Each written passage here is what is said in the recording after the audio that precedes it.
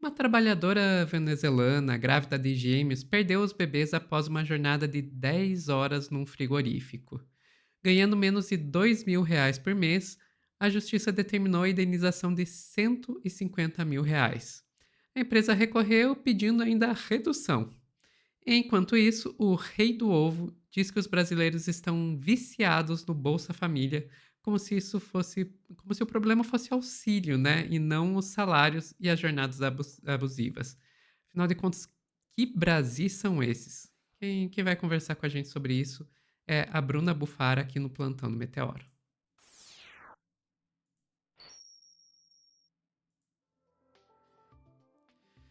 Bruna, realmente são dois Brasis completamente diferentes e eu ouso dizer que um deles é muito mais comum que o outro.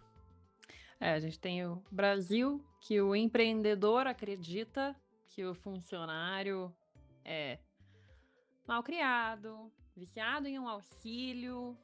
Enfim, a gente tem essa visão do empreendedor, que as pessoas não querem trabalhar, e a gente tem os acontecimentos de fato. A notícia terrível evidencia exatamente o que a gente sempre comenta de que multa não funciona, vai valer a pena. R$ 150.000 já é um valor irrisório.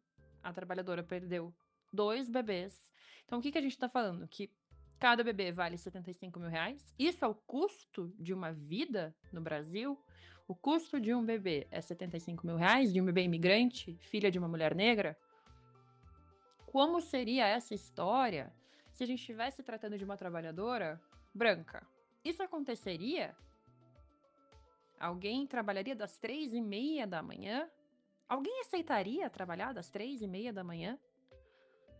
Numa jornada de 10 horas, gente? E assim, fazendo um cálculo também, né? Básico aqui, gente, são 10 horas de jornada ganhando R$ 1.900 e uns quebradinhos. São 19 centavos a hora. A gente tá falando de um salário que não é nem R$ 1 a hora que a pessoa ganha. É 19 centavos a hora.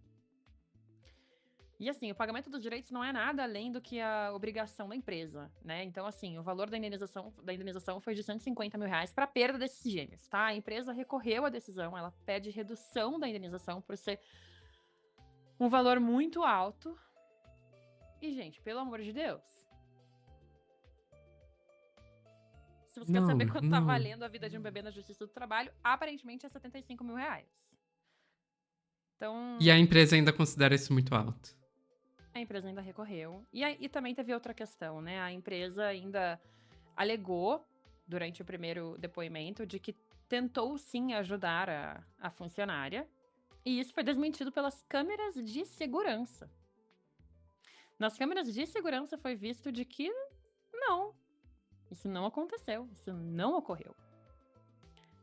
Eu acho de debulhar, tá, a notícia, principalmente porque a gente tá falando de uma trabalhadora estrangeira que ganhava um salário baixíssimo por 10 horas de jornada. E além disso, a empresa ainda recorre, né? Então, assim, o que eu queria trazer de comparação é esse discurso do Rei do Ovo, que ele viralizou há algumas semanas, acho que foi dia 15 de junho, que ele fez esse comentário, de que era um desastre contratar no Brasil porque as pessoas estão viciadas no Bolsa Família. E aí, Sofia, pelo amor de Deus, é um desastre contratar quando o seu salário é baixo, é um desastre contratar quando você tem irregularidades no contrato. Então, numa jornada de 8 horas, a pessoa era 8 horas e meia a jornada funcionária que perdeu os bebês. E ela estava trabalhando 10. É um desastre, irregularidade no contrato. E isso, aqui a gente tem um retrato claro do empresariado brasileiro e um retrato claro do que o trabalhador brasileiro médio, gente, está passando. E a gente não precisa falar do caso. Obviamente, o caso da trabalhadora que perdeu os bebês é sim algo trágico, algo drástico. Mas assim, o Brasil resgatou 2.004 pessoas em situação a trabalho análogo à escravidão no ano passado. O problema do Brasil não é só essa divergência do que acontece entre o empresariado e o que acontece na vida real. A gente tem toda uma herança escravagista que aqui no Brasil não é nem repensada, não é criticada, ela é endossada pela grande mídia. E como que ela é endossada pela grande mídia? Gente, é o 6 por 1, que não consegue nem ter o fim debatido. porque querem sim contratar a baixo custo, trabalhando muito, trabalhando bem, trabalhando sem ter tempo de ter seu filho, trabalhando sem você ter tempo de abandonar a linha de produção para ter seus bebês. Gente, a história, a notícia piora, a história piora porque ela foi dar à luz sozinha no ponto de ônibus. É horrível, eu não sei nem como evoluir, como a gente evolui como sociedade um debate quando isso acontece, quando a gente ainda tem trabalhadores análogos à escravidão no Brasil, quando você tem um bilionário, que é o rei do ovo é bilionário, tá? Pra quem não sabe. Então você tem o rei do ovo aí, fazendo seus bilhões, contratando com um salário médio de R$ 1.600. E a gente volta pro tema de bilionários, né, Sofia? Voltamos para o tema dos bilionários. O rei do ovo é o Ricardo Farias, né? Que é um dos sócios majoritários aí da Egg Holding, acho que se eu não me engano. Egg Global Holding, que é dona lá da Granja Faria. Então, o cara tem, se eu não me engano, são 17 bilhões de reais em fortuna estimada, que coloca ele entre os 20 mais ricos aqui do Brasil. E ele reclamando de que não, tá difícil contratar porque não tem quem queira trabalhar, porque tá todo mundo ganhando Bolsa Família. Gente, pelo amor de Deus, se as pessoas estão... a Bolsa Família é R$ 600. R$ 600. Se você... com mais filhos você consegue um valor maior. Sim, com 3 filhos você consegue R$ 1.000. Gente, R$ 1.000 você não sustenta uma pessoa no Brasil. Quem dirá uma família com 3 filhos. Se as pessoas estão deixando de trabalhar, não é porque elas estão realmente viciadas em Bolsa Família. É porque você está pagando um salário muito baixo. É só isso. É só você pagar um salário decente que as pessoas vão querer trabalhar. Ninguém vai ficar passando necessidade, porque sim, é um salário de passar necessidade. Ninguém vai ficar passando necessidade porque não quer trabalhar. É porque você não está oferecendo um salário decente. É a falta de oferta de trabalho digno. Exato. O que acontece é a falta de dignidade. Você não poder ir ao hospital relatando dores, relatando ânsia. É falta de dignidade dentro do trabalho, independente dela estar grávida ou não. Ela estando grávida, óbvio, é uma coisa muito pior. Mas, pelo amor, não tem nem como sintetizar. E eu acho que tem um outro ponto que está sendo pouco discutido nessa história, que é as condições do trabalho. Porque se eu vou até conferir agora ao vivo mesmo para não cometer nenhuma injustiça, mas se eu não me engano foi o Joio e o Trigo que fizeram uma reportagem muito boa sobre os frigoríficos e as condições de trabalho das pessoas dentro dos frigoríficos. E assim, é absurdo. É absurdo. É do pessoal do Joio e o Trigo mesmo. E assim, é realmente absurdo as condições de trabalho e não é de surpreender que acaba levando a um aborto espontâneo. E daí a gente pode fazer mais um link aqui, Bruna. Cadê o pessoal pró-vida nessa hora? É exatamente o ponto que eu ia chegar também, porque o supervisor dela, o mesmo supervisor que tá na decisão, ele já foi denunciado por outras 2 funcionárias grávidas por assédio moral. Então ele tem um histórico de assédio a gestantes.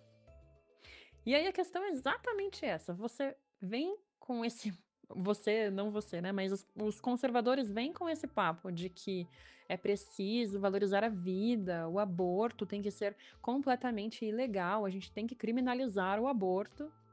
E aí a gente tem 2 bebês sendo valorizados na justiça a R$ 150 mil, com a empresa recorrendo, com uma jornada de trabalho tenebrosa para uma gestante que estava trabalhando com 8 meses de gestação, numa jornada de trabalho que começava às 3h30 da manhã e ia até 1h18 da tarde. É muito fácil ser contra o aborto, é muito fácil querer criminalizar o aborto, ignorando tudo o que acontece, todas as complicações diárias que se existem dentro do dia a dia dos brasileiros. Exato, exato. E, e a gente vê como isso é uma questão só de realmente controle da mulher e não tem nada a ver com a defesa da vida e etc. Porque se para controlar a mulher você tem que proibir o aborto, você proibiu o aborto. Se você, para controlar a mulher, precisa levá-la a perder os seus filhos, você faz isso também, né? Uhum. No final, tudo sobre controle. Então, essa tragédia aí, essa comparação que você traz com o Rei do Ovo, ela acaba levando a uma série de. É meio que uma junção de muitas discussões numa só, né? A gente passa desde direitos reprodutivos, a questão de direito do trabalho, a questão do. Aí a gente pode voltar aqui O também para. bilionário. Exato, para a desigualdade social e para como o poder político se transforma, o poder econômico se transforma em poder político, porque a gente sabe que essas pessoas conseguem continuar fazendo isso porque elas têm um controle enorme dos nossos legisladores. A bancada do boi hoje domina o Congresso. Então, realmente. E fica difícil encontrar uma saída, para ser bem sincera. Você vai olhando toda essa trama e fica difícil encontrar uma saída, mas eu acho que é justamente por a gente estar falando de uma trama que a gente consegue ter aí uma dica de por onde que vem essa saída, que é, já que você não consegue separar um problema do outro, também não tem como separar a solução de um do outro. Qualquer tentativa de você enfrentar um desses problemas sozinho, vou olhar só pela questão trabalhista, só pela questão feminista, só pela questão da desigualdade social, nenhuma dessas abordagens vai ser suficiente sozinha. É aí que entra aquela palavrinha, né, tão utilizada da interseccionalidade. É por aí o caminho. E nem vou entrar na questão ambiental, já que estamos falando de um frigorífico. Pois é.